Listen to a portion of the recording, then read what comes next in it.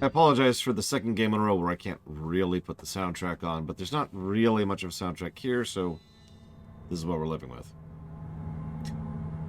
Most of you are probably more familiar with this game than I am. I'd never even heard of it until it was added to the list, and I never played it until, yesterday when I first started playing it. I never played the original, which came out in 2012. We were playing through the remaster, which came out in 2018. This is a really fascinating one historically, given how much of an impact it had on the indie scene, proving, in many ways, the financial viability of indie projects and being kind of a signpost for a lot of other indie developers. I've seen quite a few people over the years with regards to smaller projects, even out of completely unrelated genres, saying this game, along with several others, was a bit of an inspiration for them and allowing them to go ahead and say, yes, I'm going to go out, I'm going to make my game. We'll see, right? We'll see how it works. And sometimes they succeed and sometimes they don't.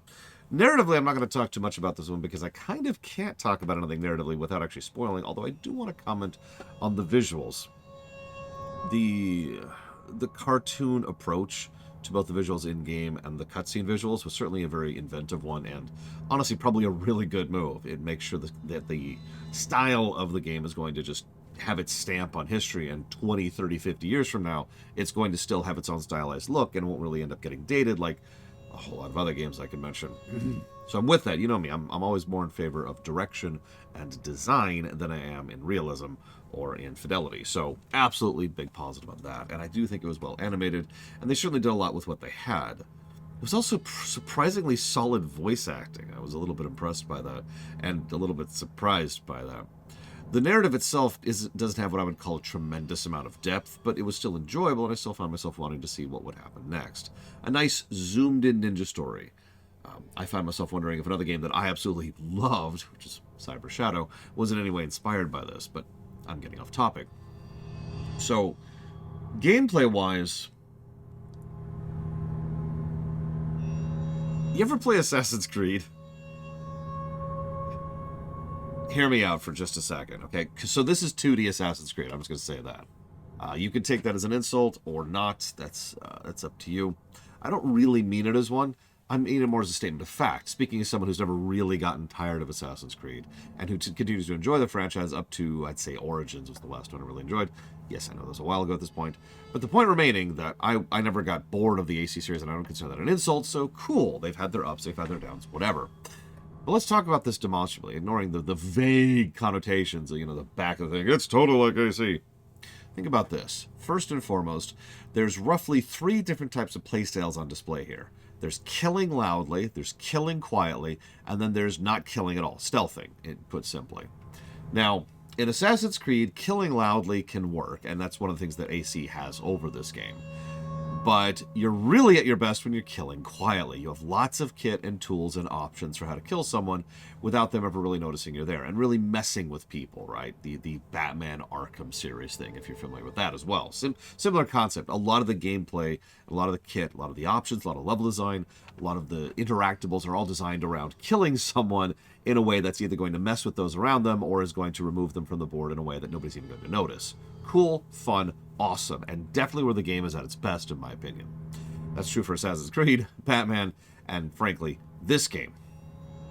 Just like Assassin's Creed, that last option, stealth, isn't all that enjoyable. There's just not the same level of tools and kit in the game to support a pure stealth playthrough. If you want to kill, sure. But if you want to avoid killing, all of a sudden the game goes from being this enjoyable romp where it's just like this creative fun fest to, I guess I'll just sit here and wait and then hit this one thing, and I've only got 3 of those. So that'll have to go in this direction, and okay, now I'm just waiting again. Oh, I got spotted. Okay, immediately restart. It's just, there's not as much support behind it. In fact, there's actually another game other than Assassin's Creed I want to relate this to. Dishonored 1 specifically. We actually played Dishonored 1 just last year. I think it was last year. It was very recent. And I have a pretty fresh memory of that one because what weirded me out the most about Dishonored 1 was that stealthing was pretty enjoyable and going loud was not. It's kind of the inverse of this one. So stealthing through, cool, lots of tools, lots of kit, but if you try to go loud, it just kind of sucks. Now you could say that's the point, but I bring this up because that brings me to Dishonored 2. And if there's one thing Dishonored 2 did much, much better, it was allowing for both playstyles to be equal. Or rather, all 3 playstyles, because I keep screwing that up. It's actually 3 playstyles, not 2. And it worked, and it was awesome, and it's fantastic. And this game doesn't manage that. Going loud isn't really that enjoyable. It's more like screwing up. And stealthing is not enjoyable because the game doesn't really properly support it. So that's problem number one. Forgive me for the lengthy diatribe, because that brings me immediately to problem number two, which once again relates to Assassin's Creed. The controls. Now, I don't mean to be pretentious by complaining about controls in a 10-year-old game, as if somehow a game being 10 years old somehow magically makes it okay to not have good controls. After all, we all know that games from before 10 years ago didn't have good controls. That was something they just invented last month. There was I remember the parades, so confetti, there was confetti everywhere. But the controls of the game suck. Now, it sucks in multiple different ways, and it's really hard to explain if you haven't sat down and played it. Because, first of all, the controller controls are kind of wonky, and cannot be rebound at all. So that's already a problem. So I elected to go ahead and go with mouse and keyboard, because you can rebind on mouse and keyboard. Okay, cool. But they do that thing where rebinding doesn't necessarily help. This is something that we've talked about before in a couple of games. Some games, being able to rebind doesn't fix things, especially if you can't rebind multiple actions to the same button. Now, Mark of the Ninja in particular is kind of weird for this one, because it has two problems which are the freaking opposite of each other, and it kept throwing me. There's a lot of inconsistency. So sometimes you'll have a situation where to do one action requires button A, and the other action, which is very, very similar, requires button B. These do not coincide. So, like, if you're trying to open a door and you hit this button, nothing happens. If you're trying to open, like go through a vent and you're hitting this button, nothing happens, right? So that's already irritating and something you just have to deal with the whole game. But then it has the Assassin's Creed problem. Almost every game has interpretive design to some extent or another. It tries to take the input you put into the game and interpret what you want to come out of the game. Really, really good games, Mario Odyssey, know how to do interpretive design extremely well, to the point where it feels like it plays very smoothly because the game's doing a good job of guessing at what you're trying to do. Games that do not feel particularly good about this kind of thing are the Assassin's Creed series. Now, there are some that are better about this than others, but you know what I'm talking about. Especially if you've played any of the old Assassin's Creed games anytime recently. So that kind of interpretive input problem is something this game has a lot of. A lot of sticking to walls, a lot of trying to do something and it doing the exact opposite of what I want. This was a non-stop thing up to and including today when we were doing the DLC bonus mission. I still had issues where I was like, well, let me do this. And the game's like, sure thing. And I'm like, no, I just... And if you remember during our Assassin's Creed lore run from several years ago, that was a non-stop problem in that series too, so here we are. But those two major complaints aside, and let's be clear, those are major complaints. Controls is a non-stop issue throughout the whole game. And being kind of pigeonholed into one playstyle isn't great. But if you ignore those two things, this is a great game. I wonder how many people haven't watched to this part of the video because they just think I'm being negative about a beloved classic that they adore.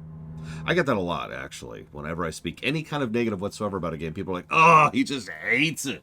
He hates the game I love, and therefore he's wrong and he's Hitler. For those of you who don't get that joke or don't understand the reference, several weeks ago at this point, I guess, it was back in December, I had someone say I was literally Hitler for my opinion on a game, which is one of the funniest things I've heard, and so I keep repeating it because of how much it amuses me. But the point is, this was a really good game outside of those non-stop issues. This is why we have the concept of the rock in the shoe. Because you're on a really good walk, and the sky's great, and the weather's great, and you can smell the air, and it's fun, and there's just a rock in your shoe that you can't get rid of, and it's irritating you constantly. And that is this game. A really good game that never stopped irritating me. But the level design, and the killing kit, and the flow of animation, and the puzzle design, this is a stealth game, but for all intents and purposes, this is kind of a puzzle game, and it does something interesting. It does, I call it cellular design. So instead of designing the level, they design a room. This room has its own little puzzle and its own little completely isolated thing, and then there's this room, and then there's this room.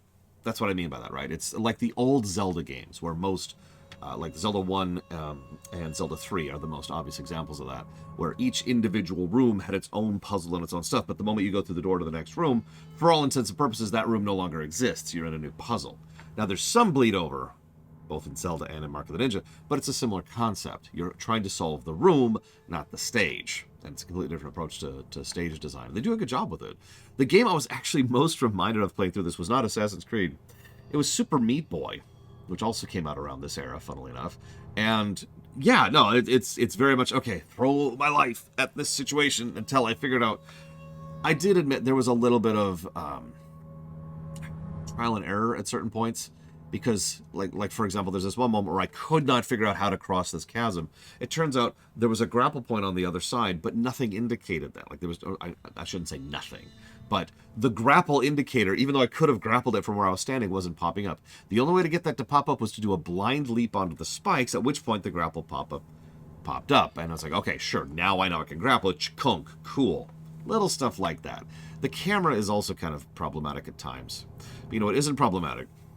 Laying down a spike trap immediately in front of two patrolling guards so that the first one runs into it. The second one starts freaking out, and he calls and raises the alarm. So the third guy, who's just off screen, starts running over, and by that time you've already killed the second guy and hung up his corpse. So now the third guy shows up and sees a hung up corpse and a spiked corpse, and he flips out. He starts running. There's a lot of fun you can have in this game, and I highly recommend it if you haven't actually played it. I believe Mark of the Ninja Remastered is on all sorts of things. And I don't have much else to say about that. Next up, we're playing Invisible, Inc. by the same developers in the same general genre. We'll see how that one turns out. I'll see you next time.